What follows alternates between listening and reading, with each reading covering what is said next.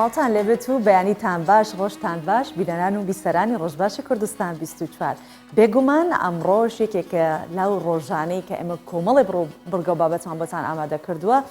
کە بەسوود بن کە زانیاری بە ئێوە بگەێنن جگەل لەوە کاتێکی خۆشیشتان بۆ دروست بکەین و هەروەها تەوەری سەرەکی ئەمڕۆ بەرنامەکەمان کە باس لە کۆنفرانسێکەکەین کۆنفرانسەکە لە نێوان کۆلیژی کشت و کاڵی زانکۆی سەلاحەدین و لەگەڵ زانکۆی ئەمبارە بەڕێوە دەچێت ئەوە دەزانین کە کشت و کاڵ نەوتێکی نەبڕاوەیە بۆیە دەبێت زۆر دەست بە سامانە کشت و کاڵەکانمانەوە بگرین بۆ ئەوەی کە بتوانین زۆر زیاتر پەرەی پێ بدەین لەڕێی خوێندکاران لە کۆلیژەکان و هەروها پەرە بە تواناکانیان بدێت بۆیە باس لە کۆنفرانسە دەکەین کە سێکتەری کشت و کاڵ و کەرتی کشت و کاڵی زۆر گرنگە دەبێت ئێمەش بە پێی ڕۆژەکان چه شتێک کە گرنگە لە ڕۆژەکانە ڕوو دەدات لە هەولێر لە هەر پارچێکی کوردستان بێت لە هەموو کوردستان بێت یاخود بابەتێک بێت کە گرنگی هەبێت بۆ ئێوەی هاوڵاتی و ژیانی ئێمە هاوڵاتی بەرەو باشتر بوون ببات ئەوە لە بەرنامەی ڕۆژباش ئێمە دەکێت لە تەوەری سەرەکیمان و گفتوگۆی لەسەر دەکەین هەندێک جاریش ئێمە ئەو بابەتانە باس لێوە دەکەین کە هونەری ئێوە دەردەخەن یاخود دەستڕەنگینی ئێوە دەردەخەن بۆیە ڕۆژباش هەموو ئەو بابەتانە لە خۆ دەگرێت کە سوودی بۆ تاکی کوردی هەیە بۆ هەموو کەسێکیش وا دەمانەوێت وردە وردە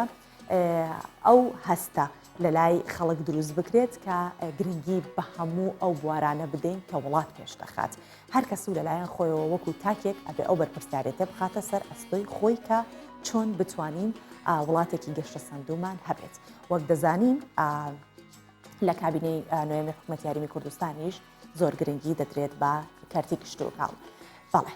بۆیەش دەچینە کورتەی هەواڵەکان ئێستا و دواتر دەچینە بڕگە و بابەتەکانی دیکە لەگەڵتان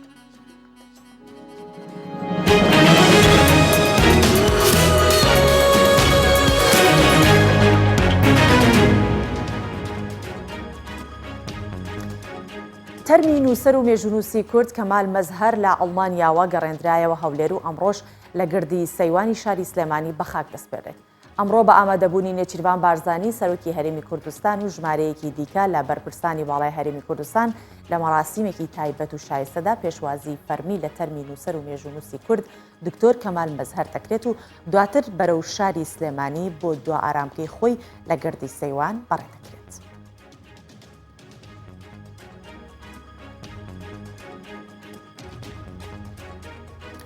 سەرۆکی فراکسیۆنی بەیارق الخەیر ڕای دەگەێنێت بەشێک لە لایەنەکان نایەنەوێت دانوستاندنی نێوان هەولێر و بەغدا سەرکەوتوو بێت محەممەد خالدی سەرۆکی فراکسیۆنی بەیارق الخەیر ڕایگەاند هەندێک لایەن هەندەیانەوێت هەرێمی کوردستان لە پشتی خۆی لە بودجە بێبەش بکەن و دەشڵێت هۆکاری پەسەند نەکردنی بودجەی هەرێمی کوردستان نییە بە پێچەوانەوە هەرێمی کوردستان پێشکەوتووە و بۆتە دیاردەیەکی شارستانی ئێمە هەمومان شانازی پێوە دەکەین جەختیشی کردەوە ڕۆژی شەممە بودجە بە زۆرینە تێدەپەڕێنرێت ئەمەش کێشە و کلێنی زۆری لێ دەکەوێتەوە وەزیری دەرەوەی ئەمریکا ستایشی ئازایەتی پێشمەرگە دەکات ئەنتۆنی بلینکن وەزیری دەرەوەی ئەمریکا بە بۆنەی دووەم ساڵیادی لە ناوبردننی خەلافەتی داعش ڕاگەیەندراوێکی بڵاو کردە و ڕایگەاند 2 ساڵ لەمەوبەر هاوپەیمانی نێودوڵەتی بە هاوکاری هاوبەشەکانیان توانیان ئەو ناوچە ڕزگار بکەن کە داعش لە عێراق و سووریا دەستی بەسەرداگرت بوو وەزیری دەرەوەی ئەمریکا ستایشی ئازایەتی هێزی پێشمەرگە و هەسەدە و هێزەکانی عێراقی کرد لە بەرامبەر ئازایەتی و قوربانیدانیان لە شەڕی دژی داعش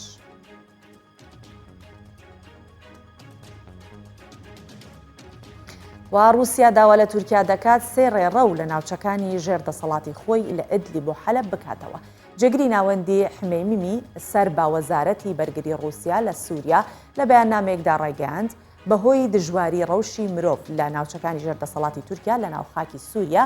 داوا لە تورکیا دەکات 3 ڕێڕەو لە ئیدلیب بۆ حەلەب بۆ ناردنی هاوکاری مرۆیی و دەرچوونی کۆچبەران بکاتەوە ڕاشی دەگەێنێت ئەو داواکاریە بۆ ئەوەیە سبەی کاروانێکی بار هەڵگر لە هاوکاری مرۆیی بگەینە ئەو ناوچێ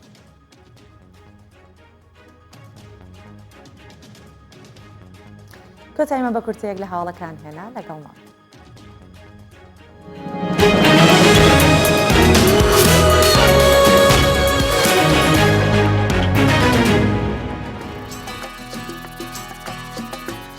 ڕۆژ بە ڕۆژ دەبینین کە لە کوردستان گەنجانمان زۆر گرنگی بە کوردستان دەدەن لە هەموو بوارێکە هەندێک کۆمەڵی گەنج هەڵدەستن بە خۆبەخشانە ژینگە پاک دەکەنەوە هەندێکی تر هەڵدەستن بە شێوەیەکی دیکە کار بۆ کوردستان دەکەن و هەر ئەرکێکیان بخوان زانیوە کەوتیان ئەمە ئەرکی سەرشانی ئێمە ئەم گروپە و گروپێکی خۆبەخش لە گەنجانی کە ئاژەڵ دۆستن لە ئاکرێ هەستاون ڕۆژانە کاتەکانیان بە پاراستنی ئەو ئەسپ و مانگانە تەرخان دەکەن کە لەلایەن خاوەنەکانیانەوە بەڕەڵاکراون و کەوتونەتە دەشتایی و چۆڵەوانیەکانەوە ئامانجی ئەم گروپەش لە چییە؟ بێگومان گروپەکە خۆبەخشە و ئامانجەکان پارێزگاریە لە ناوچوونی ئەو ئاژەڵانە با پێکەوە کاری ئەو گەنجە خۆبەخشانە دەبین.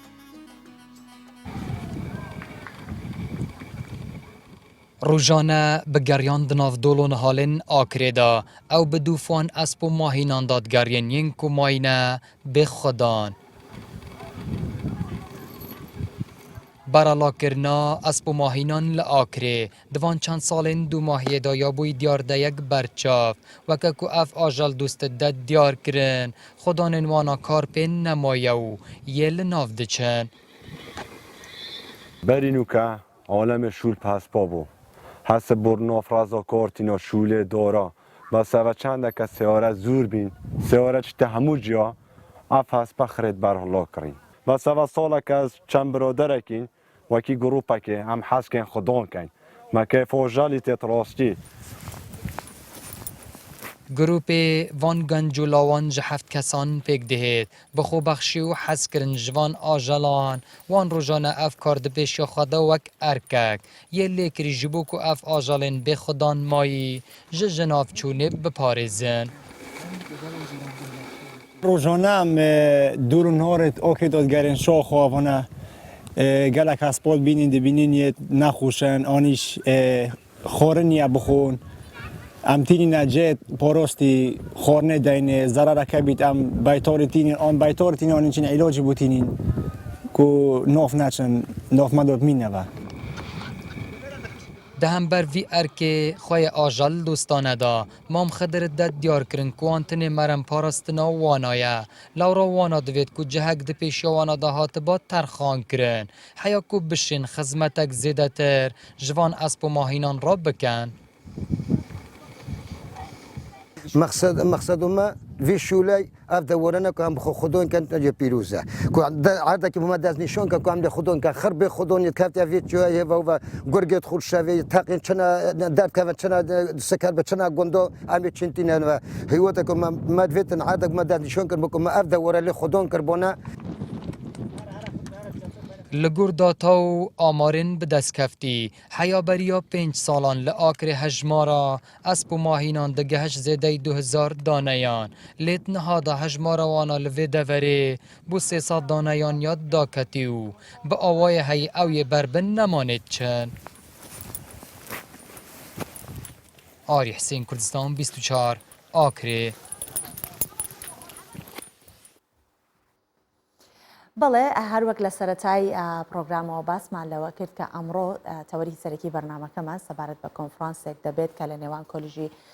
کشت و کاڵی زانکۆی سەلاحەدین و هەروەها ئەنبار بەڕێوە دەچێت ئێمەش سەبارەت بۆ بابەتە بۆی کە بزانی کۆنفرانسەکە کەی بەڕێ دەچێت کاری کۆنفرانسەکە چیە بۆ چه ئامانجێک دێتە ئاراوە دکتۆر کاوە عەبدولکەریم کە ڕاگری کۆلیژی کشت و کاڵیە لە زانکۆی سەلاحەدین لێرە میوانە لەگەڵمانە بەخێر هاتی بەهێنیت باش دکتۆر کاوە بەخێر هاتی سەرسەر و سەرچاو دکتۆر بەوە دەست پێ بکەین کە ئەنجامدانی کۆنفرانسەکان بابزانی سەرەتا چ گرنگێکی هەیە دواتر دێمە سەر ئەوەی کە بۆچی لەگەڵ زانکۆی کشت و کاڵ یاخود لەگەڵ کۆلیژی کشت و کاڵی ئەمبارە ئەو کۆنفرانسەتان ئەنجامدا لە کۆلێژەکانی کشت و کاڵتەوانەوە بیداتکەی کۆلێژی ئێمە ناومان کشت و کاڵ نییە کردیتمانە کۆلێژی زانستە ئەندازیاریە کشت و کاڵەکان لەبەرەوەی ئەوەی لە کۆلێژەکەمان دەردەچی هەم زانستە هەم ئەندازیاریە و هەم کشت و کاڵیش بەڵێ ئەوەی هەمانە ئەو کۆنفرانساتی زانستی کۆنفرانسی زانستی ئەو کاتێک گرێ دەدرێت کە کۆلێژێک یا زانکۆیەک توانای ئەوەی دەبی چەند بەحسێکی کۆکاتەوە بەحسەکان لە وڵاتی دەرەوە تەبەن نێودەوڵەتیە نێودەوڵەتیشمانای ئەوەیە ئەمە کینۆت سپیکەرمان دەبی ئەوانەی کە محازەرات دەکەن لە دەرەوە بەحسەکان ئەو لە دە وڵات مشارەکە کرایە دووەم کۆنفرانسی کۆلێژی زانستە ئەندازیارەکانی کشت و کاڵیە لە خلال 4 ساڵ تەبەنەوە سەرکەوتنێکە کە پێشتر نەدەکرا ئەو شتانە بەڵام لەگەر ئەو قەیرانە دارایی کە هەشە بەڵام کۆنفرانساتی زانستی دەکرێت کە لەوانەیە نەک هەر تێچووی زانستی بە تێچووی دارایی بەڵکو تێچووی زانستیشی تایە لەبەرەوەی فرە چەشنی زانستی تێدا بە دیاردەکەوی لەو کۆنفرانسی کە ئەو جاریان لەژێر ناونیشانی تەکنۆلۆژیای سەردەما. واتە یەکەم جار خۆتان کۆلیژ بە تەنیا کۆنفرانسی کرد ئەمە دووەم جارە لەگەڵ زانکۆی ئەمبارە. بەڵێ ئەوە دووەم جارە لەگە زانکۆی ئەمبار ئەوەی یەکەمیان ساڵی 2019 بوو مانجی 11 کۆنفرانس و پێشانگایەکی کشت و کاڵی بوو کە لە دەوری 40 شەریکەی کشت و کاڵی لە هەرێم تێیدا بوو دوو ڕۆژی خایاند ئەویشیان تقریبان 110 بە توێژینەوەی زانستی بوو لە وڵاتەکانی جیاواز کە ئەوی زانستی و نێودەوڵەتی بوو. زۆر تەواوە. باسیشمان لەوە کرد کە بۆچی لەگەڵ بە تایبەتی ئەمساڵ لەگەڵ زانکۆی ئەمبارە یەکەم جار دەستان پێ کردووە؟ بەڵێ زانکۆی ئەمبار تەمان ئەگەر بێ ڕاستی ئەگەر تۆزێ لایەنە سیاسیەکەشی وەرگین گەلەکانی کە لە عێراقا دەژین هەمویان ئیمانیان بە پێکەوەژیانەیە بە تایبەتی ئەوانەی کە لە ئەمبار دەژین بە ئەوانەی کە بابلین پێیان دەڵێن نزوحیان نازحین ئەوانەی کە هاتنە ئەو کاتنە هەرێمی کوردستان بۆیان دەرکەوت کە لە هەرێمی کوردستان نەک هەر بابلین خەڵکی باشەیە بەڵکو بیری و مێشتی باشەیە کە دەتوانی لە زانستەکانە بە پێشکەوی ئەوەش وایە لێکردین هەر پاش کۆنفرانسی یەکەم ساڵیان پێکردین پەیوەندیان پێوەکردین کە کۆنفرانسی بکەین ئێمەش ڕازی بووین لەسەر ئەساسی کە کۆنفرانسیشی زانستی بی و لە سکۆبەس تەمانە کە باسی سکۆبەس دەکەین لە ڕانچی زانکۆیە دەوری دەبی ئەوەش باسکرا ئەوەشمان لەگەریان باڵین پێکینە بەڵام لەبەر قەیرانی کۆڕۆنا ئەو جارە تۆزێ بە دواکەوت وای لێ هات کە تا ڕۆژەکانی نەورۆز بەنسبەت ئەوانە ڕۆژی نەورۆزیش بەنسبەت ئێمەشە جژنە پیرۆزە لە هەموو گەڵی کورد دەکەین ئەوەی هەمانە ئێستاکە لە نەورۆزە لە جژنەکانی نەورۆزە لە 24 لەمڕۆ ینی 24 سێ ئادار کۆنفرانسەکە دەست پێ دەکات بە هاوبەشی دەوڵات لەوانە ئەمریکای ئەستۆرالیا بەرازیلە پاکستانە نایجیریایە هەیە لە وڵات عەرەبیەکان کە لیبیا چەند بەحت و تێژینەوە لەو کۆنفرانسا بێت مادەم دەوڵات هەیە؟ بەڵێ 136 توێژینەوەی زانستیە کە هەمووشیان لە گۆڤاری کە پێ دەڵێن IOP لە لەندەن ئەوە دەکرێت لە لەندەن بڵاو دەکرێتەوە کەواتە لە ڕانچی زانکۆیە ئەمە دەتوانین هەنگاوێکی باشە بەنسبەت کۆلێژەکانی زانکۆی سەلاحەدین. زۆر باشە. جەنابەت باست لە تەکنەلۆژیای کشت و کاڵی نوێ کرد. مەبەستان چییە لە تەکنەلۆژیای کشت و کاڵی نوێ؟ ئەوەیان ئەگەر تۆزێ بابڕیم ببوورە تۆ ڕوونکردنەوەیکی بۆ بنین. تەکنەلۆژیای سەردەم ئێستا کە ئەوەی دەکرێت لە هەموو جیهانە گەڕانەوەی بە فرەجۆری شوێنەکان مەسەلەن جنابتان تازە راپۆرتێکتان لەسەر ژینگە بڵاو کردەوە فرەجۆری مانای وایە هەموو ئەو جۆرانەی کە سپیشیزی پێ دەڵێن جۆرەکانی حەشەڕاتەیان هەر کائینێکە بوو لە منطقەیەکی معەن بتوانین برەوی پێ بدەین و لەو منطقە بیهەڵینەوە لەو ناوچەیە بیهەڵینەوە و وای لێ بکەین کە بتوانی بە ژینگەیەکی تەندروست دروست بکات واتە لە ناوچوون بیان پارێزین لە ناوچوون بیان پارێزین چکۆ ئەگەر بینە سەرەوەی زەوی تەنها ملکی بەشەر نییە تەنها ملکی ئادەمی زاد نییە بەڵکو ملکی هەموو بوونەوەرەکانی ترە کەواتە ئەوەشیان لە تەکنۆلۆژیای سەردەما گەڕاینەوە سەر ئەوەی تۆزی لەو تەقەنیاتانە بەکاربینین کە داهاتی کشت و کاڵی نەک بە شێوەی ڕوبەر زیادکەین نەکو بە شێوەی ستونی یعنی ئەگەر بڵین دۆنەمێک 800 یا 400 کیلۆ دەدا بە معدل بتوانین ئەو 400 بکەینە 800 بتوانین بکەینە 1000 ئەگەر تێبینی ئەوەش کرایە کە لە هەرێمی کوردستان با بڵین لە گەنما بەرەو ئەوە دەڕۆین خودخۆری خۆمان تەواوکەین لە بەرهەمەکانی تریشا بە تەمای ئەوەی. بەڵێ دکتۆر بێگومان کشت و کاڵ نەوتێکی نەبڕاوەیە بە چاوێکی ترەگەر لێی بڕوانین دەکرێت داهاتێکیش بێت لەم کۆنفرانسە ڕووتان کردوتە چه شێوەیەکی کشت و کاڵ واتە زیاتر لەسەر چ دیوێکی کشت و کاڵ دەتوانێت کارکەن؟ کشت و کاڵ وەکو با بڵین دیوانێکی شعری وایە هەر ئەو لاپەڕەیەکی جیاوازە لە لاپەڕەکانی ترە ئەگەر باسی سامانی ئاژەڵی بکەین زۆر جیاوازە سامانی ئاژەڵی دەتوانین دابەشی بکەین بۆ مەڕ و ماڵات یا ڕەشە وڵاغ یا پەلەوەڕ ئەوانە هەمووشیان سامانی ماسی کە دەچێت هەر لاپەڕێک لە لاپەڕەکانی داهاتی کشت و کاڵی شتێکی زۆری پێوەیە سامانێکی زۆری پێوەیە ئەوانە هەمووی لەو کۆنفرانسە دەوریان هەیە هەتا لە ماسیار ڕزگەری و باغداری بەروبوومی چێڵگەی داهاتی کشت و کاڵی ئەوانە هەمویان لەو کۆنفرانسە کە لە ڕۆژی دووەمە تۆزێ تەوسیات دەکەین تەوسیەتەکانیشمان وا دەبی پێشکەشی حکوومەتی هەرێمی کوردستانی دەکەین لەگەڵ حکوومەتی عێراقی فێدراڵ ئەوەش جێگەی باسە دوێنێ لەگەڵ سەرۆکی زانکۆی ئەمبار باسەکان دەکرا لەوانەیە ئەو لێک تێگەیشتنەی کە ئێستا هەیە لە نێوان ئەو دوو کۆلێژە و ئەو دوو زانکۆیە زانکۆی سەلاحەدین و زانکۆی ئەمبار ببتە بەردی بناغەیەک بۆ لێک تێگەیشتنیەکی زانستی نێوان وەزارەتی خوێنی باڵای عێراقی و وەزارەتی خوێنی باڵای هەرێمی کوردستان کە ئەوەش دوێنێ باسمان دەکرد چکو ئەویان ئەمە زانست با بڵین ئەوەی نییە سنووری نییە بێ سنوورە زانست ئەگەر تەماشای هەموو وڵاتەکان بکەی لە زانستیە لەلایەنی زانستی هەمویان بەیەکەوە دەگەن مثلەن ئێستا یەک لە شتانەی کە هەیە لە هەرێمی کوردستانە بیری باشمان هەیە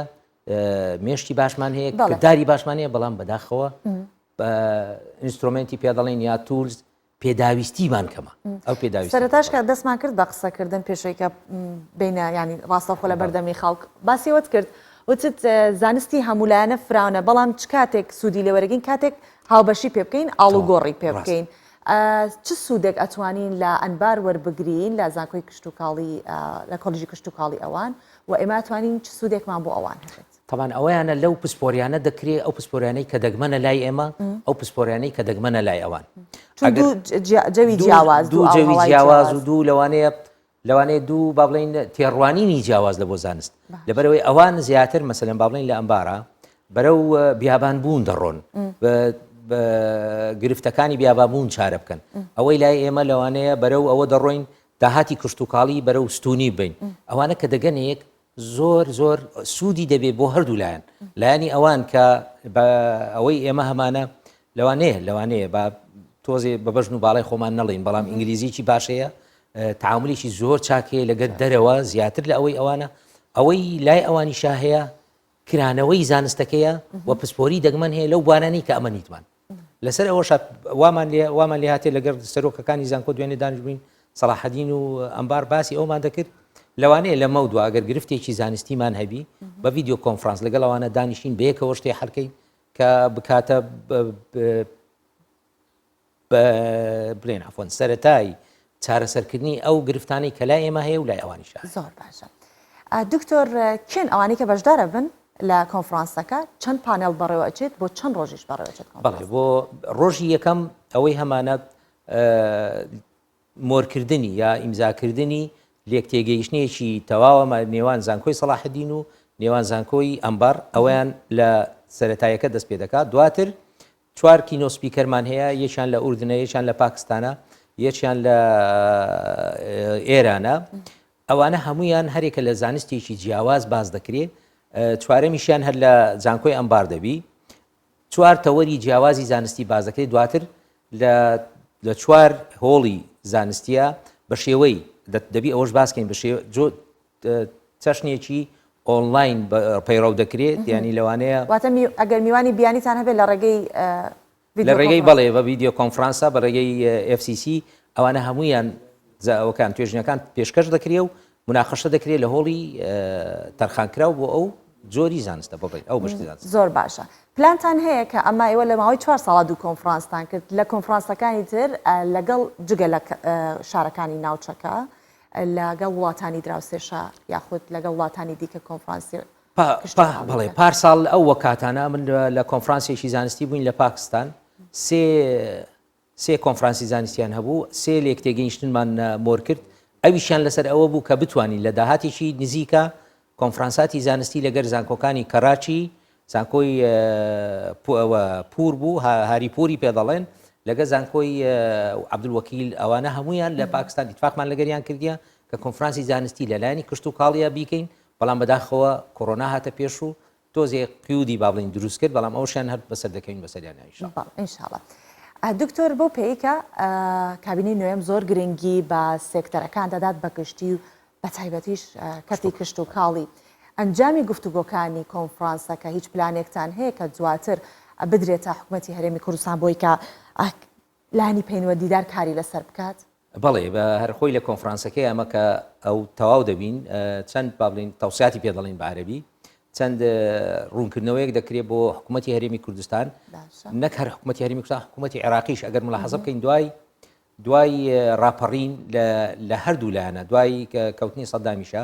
لە هەردوو لایەن تەوەری کشتتوکاڵی بەرەو کزی چوو لەبەرەوەی ئێمە حکوومەتی فیتحادی و حکوومەتی هەرێم گوێمان بە پیشەسازی کشت و کاڵی نەدا چکو هەندێک کار هەیە یەکسەر پەیوەندی بە کشت و کاڵە هەیە ئەوەیان جوتیاریە بەڵام کاری تر هەیە کە ناڕاستە و خۆ سەر بە کشت و کاڵە لەوانە ئەوانەی بە شەربەت و شتی ئاوا دروستەکان معاملی عسیر معاملی مربە ئەوانە هەمووی بە ئینگلیزیەکەی دەڵێن jobs related to agriculture ئەو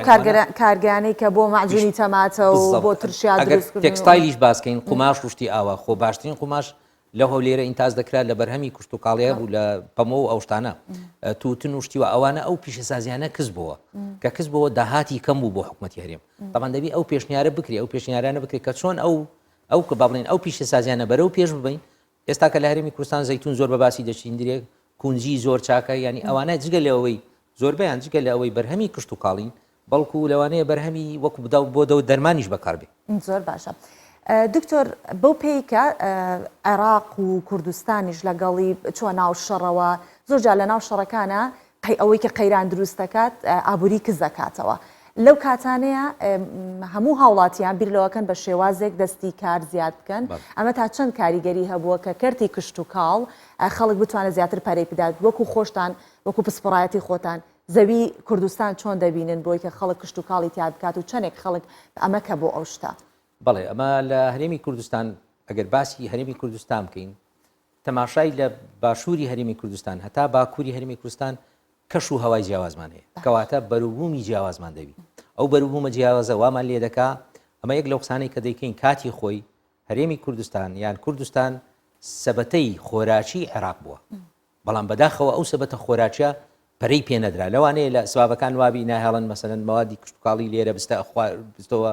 باشووریا ناوەڕاستی عێراق ئەوە شوامان لێ دەکا ئەگەر کار بکەین لەگەرەوانە مهمترین شت ئەوەیە لە هەرێمی کوردستان دوای ئەو قەیرانی کۆڕۆنا وای لێ هات خەڵک بەرەو کشت و کار ڕۆی ئەوەش کاریگەری زۆرە بەڵام بەداخەوە لە هەرێمی کوردستان زەویەکانی کە تەرخان دەکرێت بۆ بیناسازی زۆر کاری لە زەویە کشت و کاڵەکان دەکا ئەوەشیان وامان لێ دەکات تەبعاً دووسێ یاسای هەیە ئەوان یاسایانە لایانی نەگەتیڤانەی هەیە ئەگەر حکومەت کاری لەسەر بکات زۆر چاکە لە ئیستیملاکی ئارازیە بڵین خاوەنداریەتی زەوی ئەگەر حکومەت خاوەنداریەتی زەویانە بکات زەوی کشت و کاڵەکان لە فەنابوون دەیپارێزی مەسەلەن کابرایەک 200 دۆنەمی هەیە کە ئەمری خوای کرد مناڵەکانی تەوزیعی زەویەکەکەن زەرەرە ئەوانە ئەگەر بەسی وەکو سیستەمی ئەمریکا ئیتیبا بکریا سیستەمی بریتانیا کە ئەو سیستەمانە باشترن بۆ بەڕێوەبردننی زەویە کشت و کاڵەکان ئەو یەک لەو گرفتانەیە کە گرفتێکی ڕئیسیە بەرامبەر بە هەرێم لەبەرەوەی چکۆ گرفتەکانی تر دەتوانین عیلاجی بکەین چارەسەر دەکرێت ئەو گرفتە لەبەرەوەی کۆمەڵێکی زۆر لە خەڵکان ئەوە دەوی بۆیە تۆزە گرفتێکی زەحمەت زۆر تەواو ئاسایشی خۆراک زۆر گرنگە هەر وڵاتێک ئاسایشی خۆراکی لە ئاستێکی باشە بێت ئەوە تا بینین کۆمەڵگە نێودوڵەتەکان بە بەردەوام باس لە ئاسایشی خۆراک دەکەن کە ئاسایشی خۆراکە بێ ئاسایشی بەرگری ئاسایشی نیشتیمانی هەمووی لە جێی خۆیەتی هێزێکی باش هەیە خەڵک کێشەی نابێت مەترسیەکانی سەرکەرتی کشت و کاڵ لە هەرێمی کوردستان چینکە ئەو ئاسایشی خۆراکە بخەنە ترسەوە بخەنە مەترسیەوە ئێمە تەنها لە هەرێمی کوردستان بە تەسەوری ما بە تەسەورێکی با بڵین متەواضعی ئەمە تەنها بازارمان دەوێت هەرێمی کوردستان ئەگەر تەماشای جوتیارەکانمانکەی جوتیارەکانمان لەخوا بە زیادبی هۆشمەندن زیرەکن وەکو ئەوە وایە تاجیرێکە بە زیرەکانە پارەکەی خۆر خێرز دەکا ئەگەر تێبینی ئەوەش دەکرێت کە ئەگەر بازارمان هەبی لەوانەیە ئەو داهاتە کشت و کاڵێمان زۆر بەرەو سەرێ دەچی ئەگەر لە هیچ تەماشای گەنم بکەین گەنم یا گەنمە شامی گەنمە شامی و گەنم ئێستا کە بەرەو داهات بەرزبوونەوە دەڕوا بەڵام بەداخەوە لە هەرێمی کوردستان پێویستیمان بەوەیە درایاری پێدەڵێن و شکەرەوەی گەنمە شامی ئەوە یەک لەو شتانەیە ئەگەر تەماشای ئەوکەین ئێستا گرفتی گەنم چارەسەر دەبی بەوەی گەنم حکوومەتی هەرێم بە پەیوەندی لەگەر شەریکاتی وەبەرهێنان و شتیوا بیفرۆشتەوە هەم جوتیارەکە قازانجەکە هەم وای لێ بەرەو ئەوە دەڕۆین زیادکردنی هەم ڕوبەر هەم ستونی با بڵین زیادکردنی ستونی واتە زیادکردنی داهات لە یەکەی زەوی ئەوانە هەمووی بەرەو ئەوە دەڕوا کە بتانین خودخۆراکی خۆمان پێک بینین یەک شتی گرنگیش هەیە ئاسایشی خۆراک فرەلایەنە بە نسبەت هەرێمی کوردستان فرەلایەنی لە داهاتی کشت و کاڵیمان هەیە کە زۆرە و پەیداکردنی بازاڕ و بە ئەو پیشەسازیانەی کە پەیوەندی بە خۆراکە هەیە ئەوە پەرە پێ بدرێ لە هەرێمی کوردستان ئەویان زۆر گرنگە زۆر تەواو دکتۆر زۆر جارەڵێن تەجروبە باشترین مامۆستایە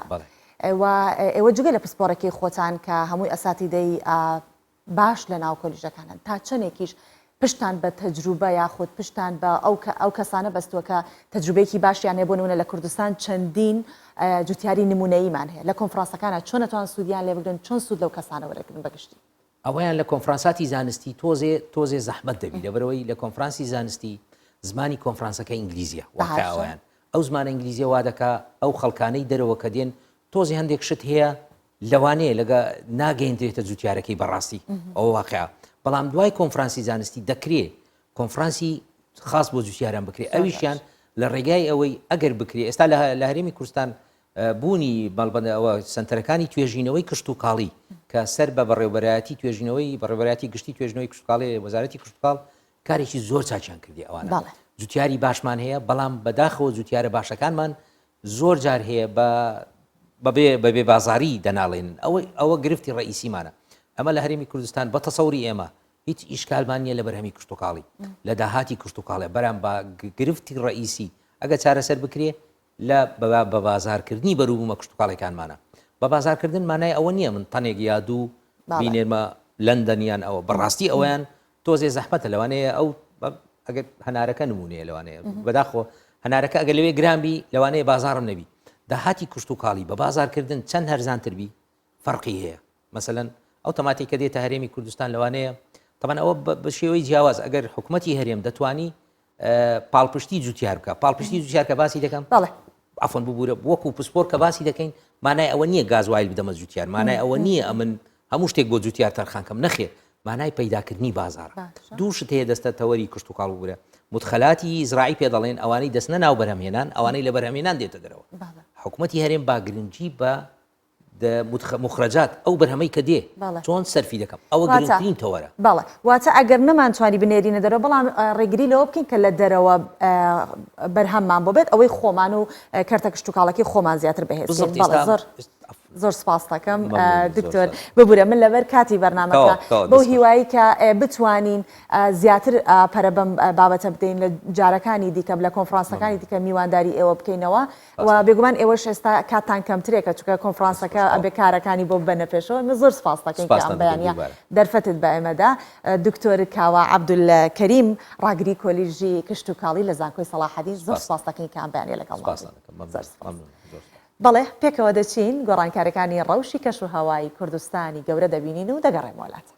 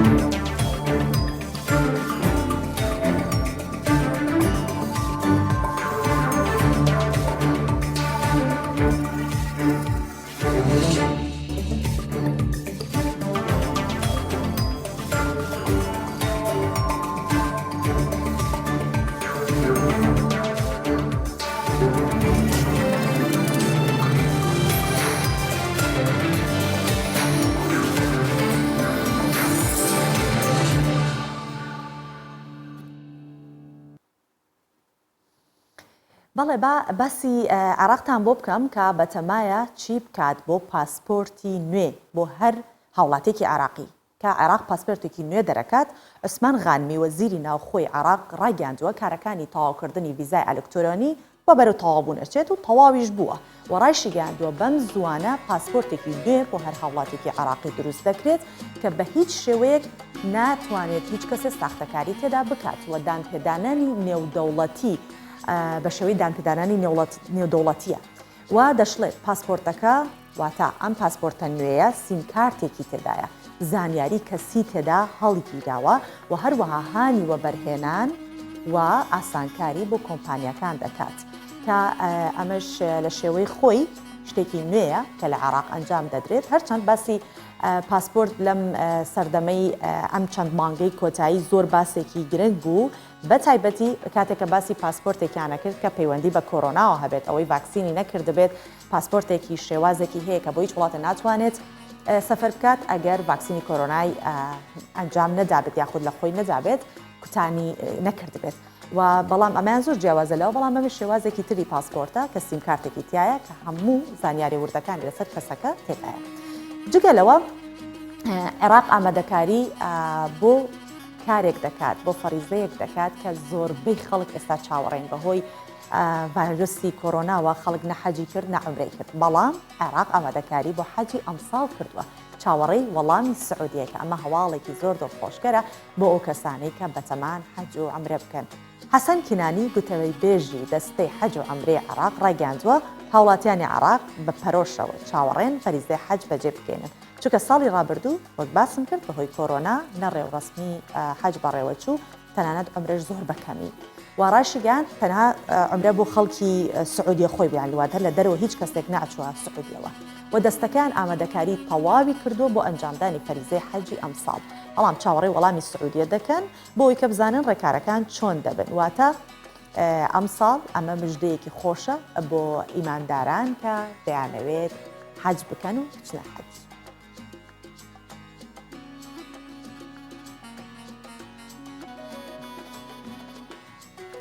لە مانگی نیسان زۆر لە بۆنە و یادەکان بۆنەی نەتەوەیی بۆنەی ئاینی لە زۆر وڵاتان بەڕێوە دەچێت و جووەکان لە ئیسرائیل ئامادەکاری بۆ پێشوازی لە جەژنێک دەکەن کە جەژنی پەسخا پێی دەوترێت جەژنی پەسخا کە یەکێکە لە نەریتە دیارەکانی جووەکان یەکێکیشە لە ئامادەکاریەکان کە دەیکەن بۆ دروستکردنی یا ئەو ئامادەکاری کە دەیکەن جیاوازی ئەو جەژن لەگەڵ جەژنەکانی تر ئەوەیەکە نانێکی تەنک و ناسک دروست دەکەن کە جووەکان بەدەستی خۆیان ئەو نانە دروست دەکەن شتێکە خانمەکانیان دەیکەن یاخود پیاوەکانیان دەیکەن کە پێی ئەڵێن نانی باوەڕ بە نانی باوەڕ ناسراوە هەروەها پێیان وایە کە ئەم نانە ماڵەکانیان لە گوناه پاک دەکاتەوە بەرەکەت ئەخاتە ناو خواردنەکانیانەوە با پێکەوە ئەو جەژنە ببین.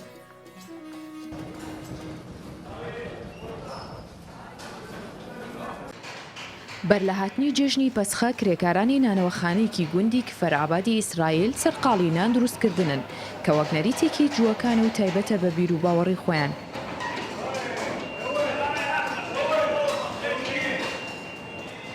ئەم جۆرەنانەش تایبەتمەندی هەیە بە پێی بەڵگەنامە مێژوویەکانی یەهودیەکان پێی دەوترێت خواردن بۆ باوەڕ لە مانگی ئاداریشەوە ئامادەکاری بۆ ئەم جەژنە دەکەن.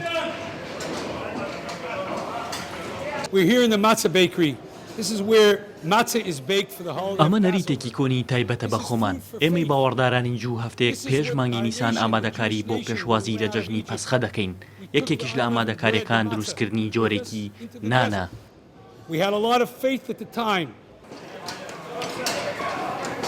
ئەم نانە تەنک و تایبەتە کە جووەکان دروستی دەکەن و دەیخۆن مێژوەکەی دەگەڕێتەوە بۆ سەردەمی پێغەمبەر موسا باوەڕدارانی کاتێک لە ماڵەکانیان دەرکران وەک کۆیلە هەڵسوکەوتیان لەگەڵ دەکردن لەو کاتەدا تەنها ئەو جۆرە نانەیان هەبوو کە بیخۆن بۆیە ئەم جۆرە نانە وەک خواردنێکی پیرۆزدا دەنێن و لە جەژنی پەسخەدا دروستی دەکەن.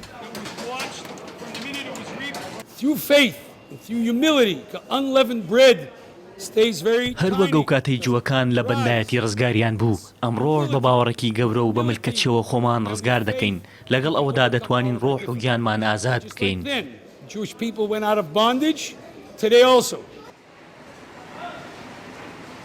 جەژنی پەسخایان ساهی یەکێکە لە جەژن و ڕێوڕەسمە پیرۆزەکانی جووەکان. ساڵانە لە کۆتاییەکانی مانگی ئادارەوە ئامادەکاری بۆ پێشوازی لەو جەژنە دەکرێت و لە 15 نیسانەوە دەست پێ دەکات بۆ ماوەی 7 ڕۆژ بەردەوام دەبێت. ئەمساڵ جووەکان لە کاتێک پێشوازی لەو جەژنە دەکەن کە هاوکاتە لەگەڵ گرتنەبەری چەندین ڕێکار و ڕێنمایی خۆپارێزی لە ڤایرۆسی کۆرۆنا.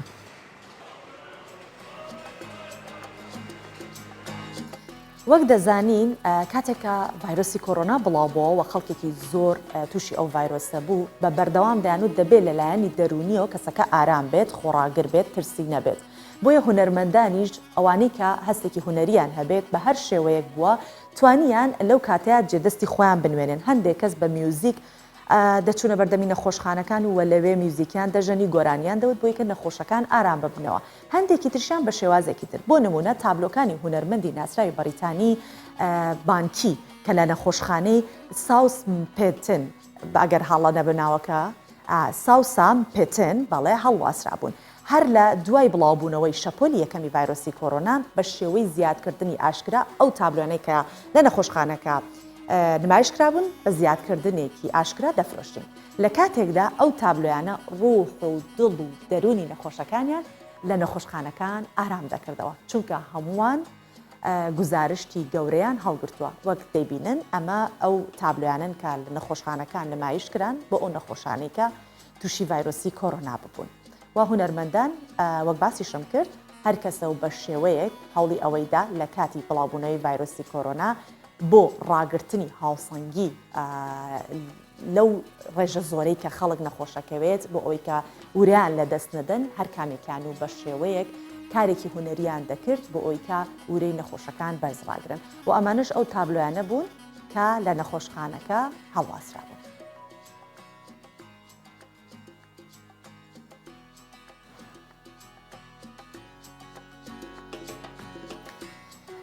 ساڵێک بەسەر داخستنی شوێنە گشتەکانی بەریتانیا تێدەپەڕێت. باسی ڤایرۆسی کۆرۆنامان کرد با باسی ئەمەش بکەین. ساڵێک لەمەوبەر بۆریس جۆنسۆنی سەرۆکوەزیرانی بەریتانیا بڕیارێکی دا کە بەهۆی بڵاوبوونەوەی ڤایرۆسی کۆرۆنا شوێنە گشتەکان بە شتی داخرن نەک هەر لە بەریتان لە زۆربەی وڵاتان وە کەرنتینەی سەر تاسەریش ڕاگەێنرا. داواشی لە هاوڵاتیان کرد کە لە ماڵەوە بمێننەوە پابەندی ڕێنمایەکانی خۆپارێزی بن و لە ماوەی ساڵێکدا دووبارە کەرنتینی گشتی لە بەریتانیا ڕاگەێنرایەوە. جاری یەکەم بۆ ماوەی 4 مانگ بەردەوام بوو. جاری دووەم بۆ ماوەی چەندین مانگی خایاند. بەپێی ئامارەکان کە تاوەکو ئێستا بەردەست بێت 120,000 کەس لە بەریتانیا بە ڤایرۆسی کۆرۆنا گیانی لەدەستا و بەریتانیا یەکێک بوو لەو وڵاتانی کە ڕێژەیەکی زۆری ڤایرۆسی کۆرۆنای تێدا بڵاو بوو لە ڕیزبەندەکەیە لەگەڵ ئەمریکا لە سەرەتاکان بوون کە ڕێژەیەکی زۆر خەڵک گیان لەدەستدات و ڕێژەیەکی زۆر خەڵک لە ناو بەریتانیا تووشی ڤایرۆسی کۆرۆنا دەبێت. تەنانەت خەڵکی لادەکانیش پارێزراو نەبوون. هەرچەندە خەڵک کۆچی دەکرد بۆ لادەکان بەڵام لە لادەکانیش ڕێژێکی زۆر خەڵک توشت.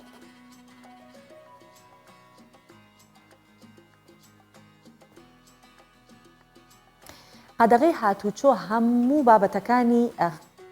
قۆرخ کرده بوو و تەنانەت چالاکیە وەرزشەکانیش. لە دوای 1 ساڵ قەدەغەی هاتوچۆ و ڕاگررتنی چالاکیە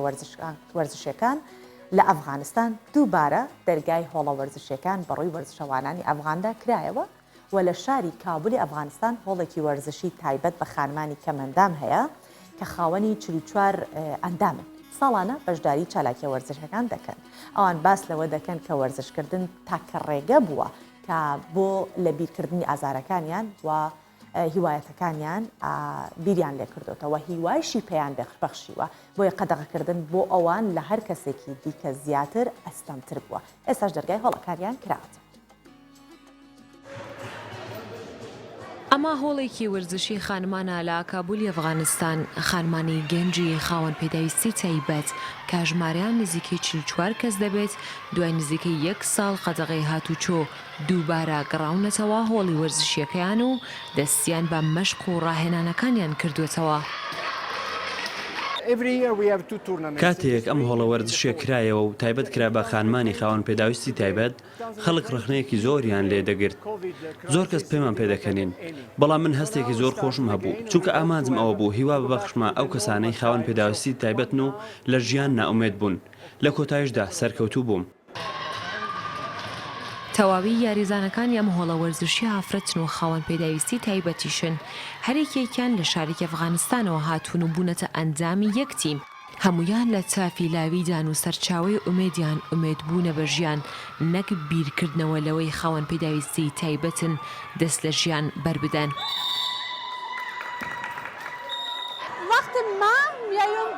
کاتێ دێمەم هۆڵە وەرزشی و دەست بە یاریکردن دەکەم چیتر لە دەستدانی بەشێکی جەستە لە لای من گرنگ نیە و هەست بە جیاوازی خۆم لەگە کەسانی دیکەی کۆمەڵگا ناکەم. ناخۆشیەکانی ژیانم لەبیر دەکەم و خۆم بۆ ڕکابەرەکان ئامادە دەکەم. لەم هۆڵە وەرزشی ئەفغانستان کە تایبەتە بە کەسانی خاوەن پێداویستی تایبەت هەموو ساڵێک لە وەرزی بەهار و پاییزدا دوو کێبڕکێ لە نێوان تیمەکانی باسکێتبۆڵ ئەنجام دەدرێن بەڵام ئەم ساڵ بەهۆی کۆرۆناوە هیچ کێبڕکێک بەڕێوە نەچوو چونکە تیمەکان کاتی پێویستیان بۆ ڕاهێنان نەبوو و هەوڵدەدەن تا کۆتایی ساڵ خۆیان بۆ کێبڕکێکان ئامادە بکەن. دێنا فەرێقی کوردستان 24.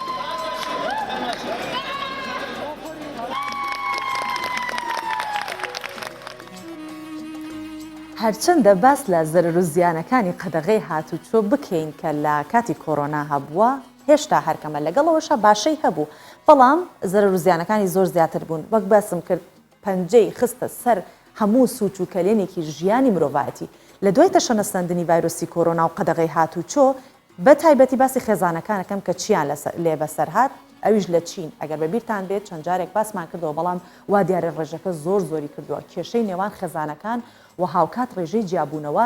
لە وڵاتە بە شێوەیەکی بەرچاو زۆر زیادی کرد بە جۆرێک کە لە دەستپێکی ساڵی 2020 کە کەرەنتینە دەستی پێکرد خەڵک چۆماڵەوە لە دوای چەند مانگێک کێشەی خێزانەکان زۆر زیاد بوون تاوەکو ئێستا 9 ملیۆن کەس لە چین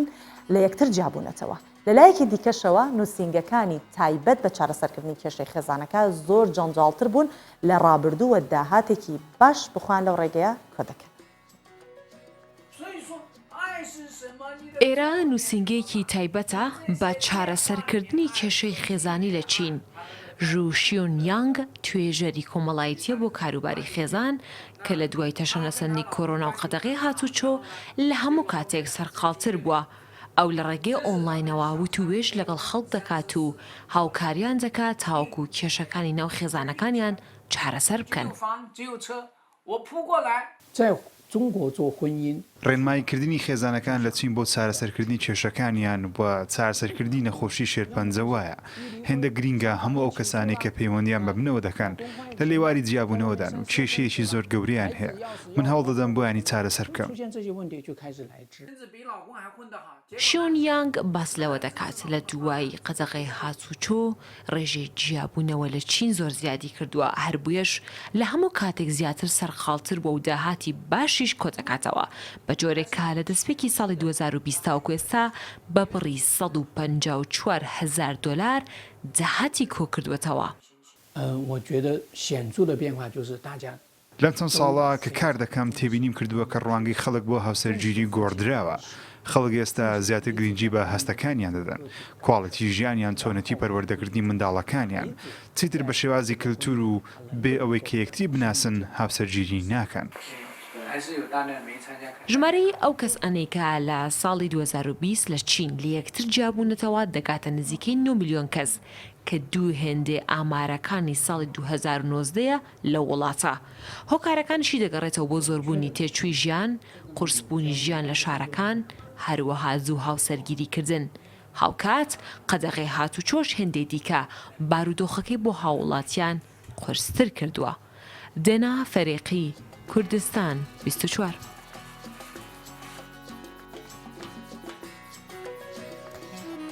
جیاواز لە بابەتی کۆرۆنا و قەدەغەی هاتوچۆ چی ڕوویدا وەرزشکارچی لێ هاتۆ خەڵک جیابوتەوە لە یەکتری بەهۆی قەدەغەوە ئەمانە هەمووی خینەوە لا بابەتێکی زۆر جیاوازتر لەمانە باس دەکەم.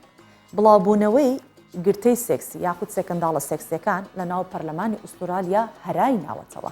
دوای ئەوەی گرتەیەکی ڤیدیۆیی ژمارەیەک بەرپرس و پەرلەمانتاری ئوسترالیا بڵاو کرایەوە کە تیا دەرکەوتووە لە ناو یەکێک لە ژوورەکانی پەرلەمانی ئەو وڵاتە سێکسەکەن. ئەمە هەرای نایەوە و ناڕەزایەتی بەشێکی زۆری لە پەرلەمانتاران و وەزیرەکانیشی لێکەوتەوە. سکۆت مۆریسن سەرۆکوەزیرانی ئوسترالیا کە پێشتر بە دەستدرێژی سێکسی بۆ سەر یەکێک لە ڕاوێژکارەکانی تۆمەتبار کراوە ئێستا هەستاوە دەڵێت بە بینینی ئابڕووچوونەکەی پەرلەمان تووشی شۆک بوومە. ئەمە شەرمەزاریە. ڕاشی گەیاندووە بەڕاستی کارەکە زۆر قێزەونە و هەڵوێستی دەبێت بەرامبەرەوە و دەشڵێت پێویستە سیاست وەلا بنێن و پەرلەمان ڕێک بخێنەوە. و لە لای خۆشەوە ماریس پاین کە وەزیری ئافرەتانی ئوسترالیایە ئەوش بە هەمان شێوە هەڵوێستی هەبوو بێگومان و ڕووداوەکەی پەرلەمانی بە شێوەیەک ناساندووە و توێتی ڕووداوەکەی پەرلەمان بێهیوابوونێکی گەورەیە و داواشی کردووە کە لێکۆڵینەوە لە ڕەفتاری ناو پەرلەمان و پەرلەمانتارەکان بکرێت. و ئەو کەسش کە گرتە ڤیددیۆکەی بڵاو کردو یاخۆت گرتووە چۆن باسی لێوە دەکات دەڵێت لە ناو پەرلەمانی ئوسترالیا بڵاوم کردوتەوە خۆی بە تۆم ناساندووە و دەڵێت بەشێک لە بەرپرسان لەشفرۆشیان بردۆتە ناو پەرلەمان و سێکسیان لەگەڵ کردوون. بە ئەوش دەڵێت کە ژمارەیەک لە کارمەندەکان هەر بۆ خۆشی چۆن ئەم گرتەیە بڵاو بۆتەوە ئەوە بۆ کە هەر بۆ خۆشی لە ڤیددیۆ چاتێکدا گرتەکەیان بۆ یەکتری ناردووە و ئەوش دەڵێت من دزەم پێ کردووە و ئێستا خستوێتە بەردەمی ڕایگەشتی.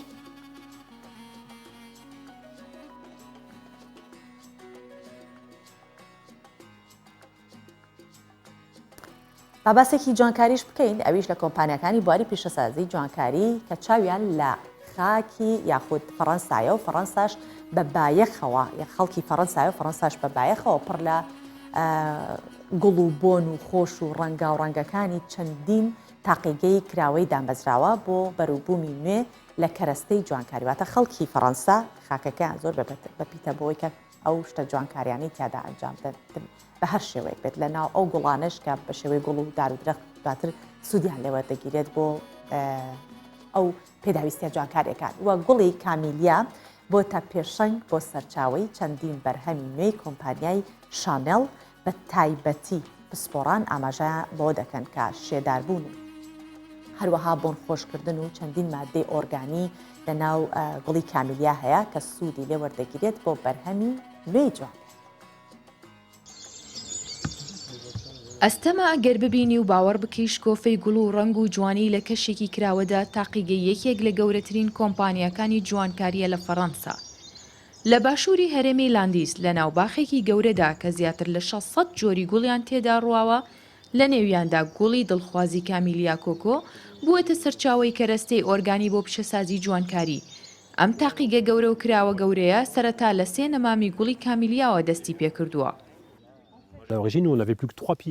لە بنەڕەتدا ئێمە تەنها 3 نەمامان هەبوو پارێزگاریمان لێکردن ئەویش خاڵی دەست پێکمان بوو گرنگیمان بە کارەکەماندا ئێستا زیاتر لە 2200 نەمامان هەیە.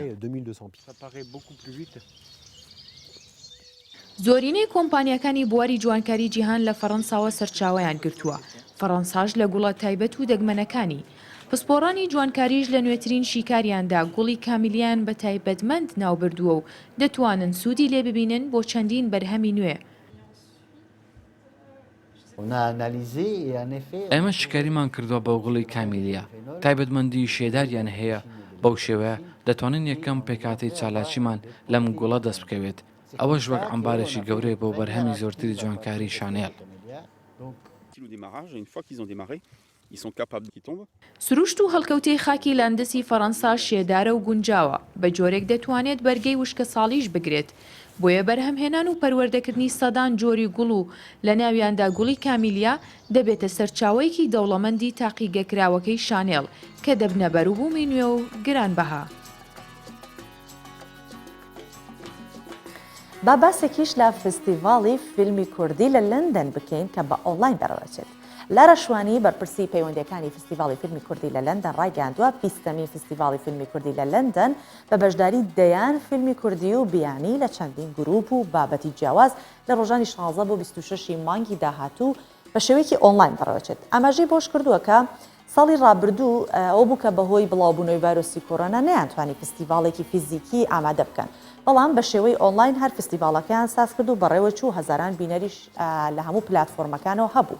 و فستیڤاڵی فیلمی کوردی لەندەن ماوەی 20 ساڵە بەڕێوە دەچێت. ئامانجی ئەم فستیڤاڵە ناساندن و زیاتر بەرەو پێشبردننی سینەمای کوردیە. ئەم ساڵیش بە هاوبەشی لەگەڵ چەند فستیڤاڵێکی دیکەی کوردی لە 75 فیلم نمایش دەکرێت کە هەروەها لە بەشێکی باشترین فیلمەکان لە ساڵانی 2010 بۆ 2020 هەڵبژێردراون و لە بەشێکی دیکەشدا باشترین فیلمەکانی 20 ساڵی ڕابردوو هەڵدەبژێڕێن.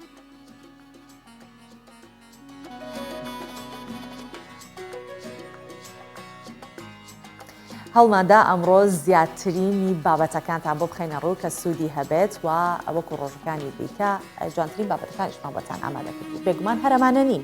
سبەینش کۆمەڵی بەرگە و بابەتی دیکەتان بۆ ئامادە دەکەین و هەمیشە ئێمە لە هەوڵین بۆ ئەوەی کە ڕەزامەندی ئێوەی بینەر بەدەست بێنین. تا سبەینێ بە گەیشتنەوەیەکی دیکە لە نێوان من و ئێوە بەخواتان ئەسپێرم و سبەینە دەتان بیرمەوە ماڵەوە.